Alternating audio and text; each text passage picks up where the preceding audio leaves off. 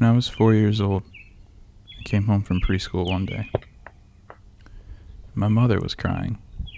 She said, "Get dressed. We have to go to Great-Grandpap's house." I wondered why. We were normally only there on Easters and Christmases. She just told me this. She said, "When we get there, it's not a time to play." She said lots of people will probably be very sad. Your great-grandfather has died.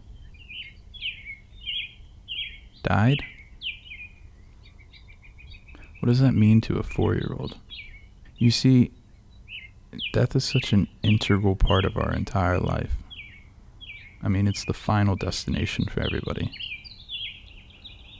Not everyone gets married, not everybody gets a job, not everybody buys a house.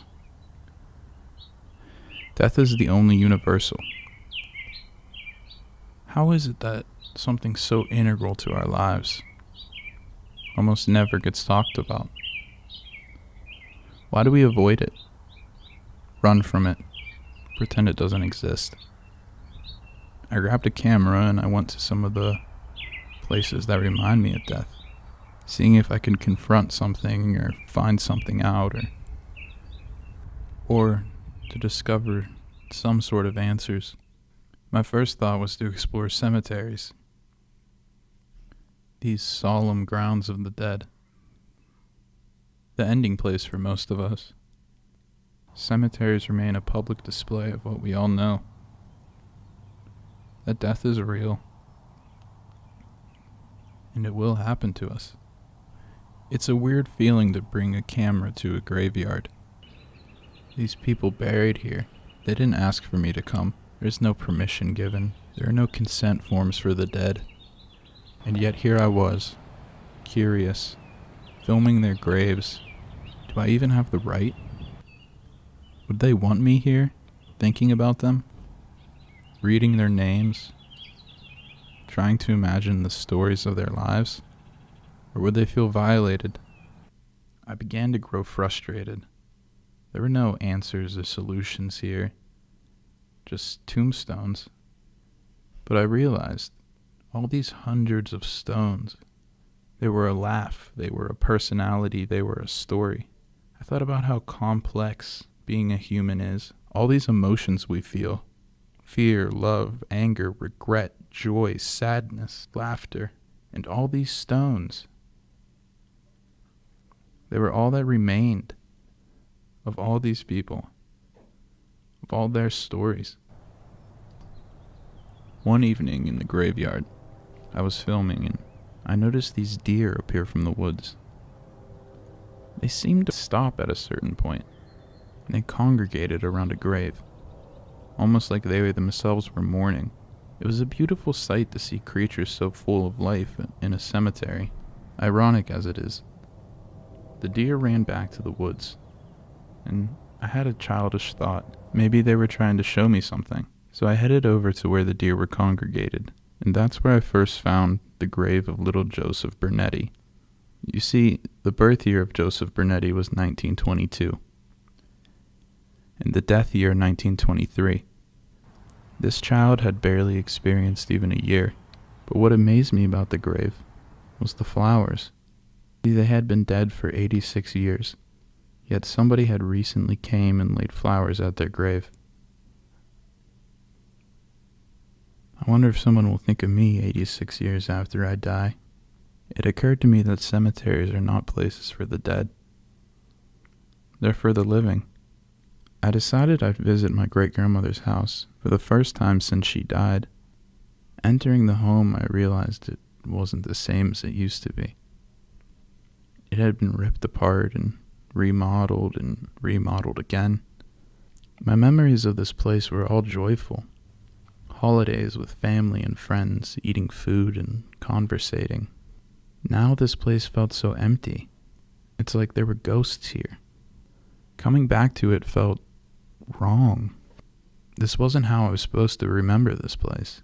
My memories included sitting on this carpet, playing dominoes with my cousins Eddie and Willie. It's amazing what happens to a family when somebody passes. Somebody so central as a great-grandmother. I no longer see my second cousins and great aunts and great uncles. They're just gone to me.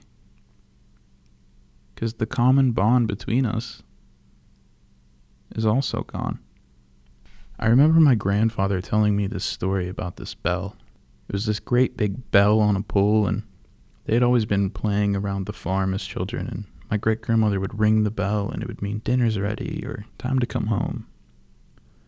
And when she died, she wrote in her will that each one of her kids should ring the bell for her, almost like it would bring her home. One of her last wishes was so connected to her life, ringing the bell to bring her kids home. And now her kids would ring the bell for her. Shortly after she died, a great storm came. The ground grew muddy and the winds were rough, and the bell fell over. Here's where my great-grandma and great-grandpa stay now, in a small wooden box. Inside, a deck of cards and 2 spoons. My great-grandma once said that heaven is a place where you play cards and eat dessert all day. We tried to equip them for that. I wanted to visit my other great-grandfather's house, who had also passed, but I don't know who lives there anymore. You see, my great-grandfather and great-grandmother were married for 70 years. In 2010, my great-grandmother died, and in 2011, my great-grandfather walked onto his backyard and shot himself in the head. To have somebody for 70 years, to grow old with them, experience everything with them, and then in a moment they're gone, and you're still there.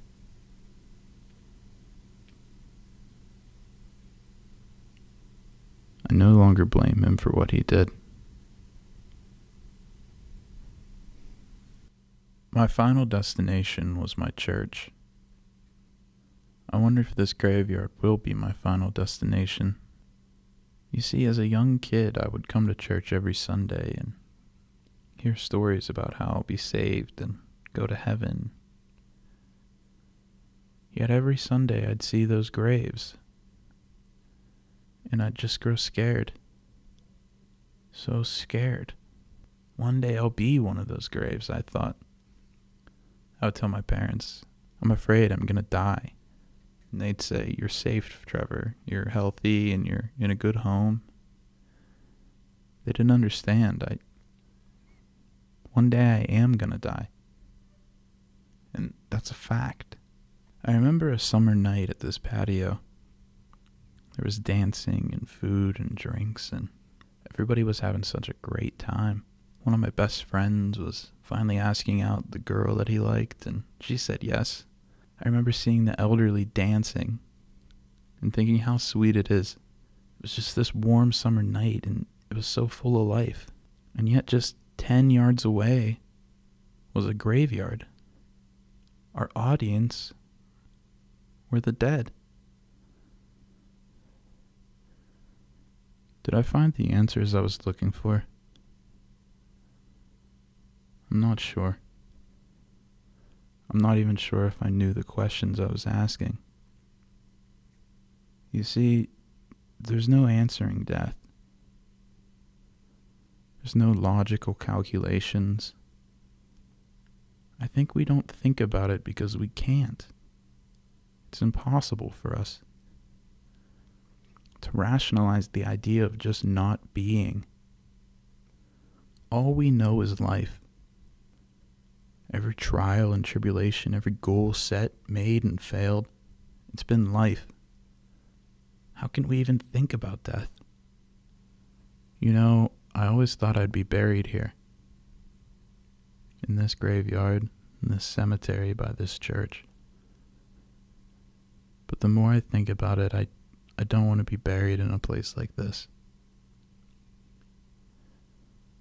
I want to be buried in a field at the top of a hill. And I want someone to grow a willow tree right where my head is. And I want children to play under that willow tree on warm summer days. That's where I want to be buried.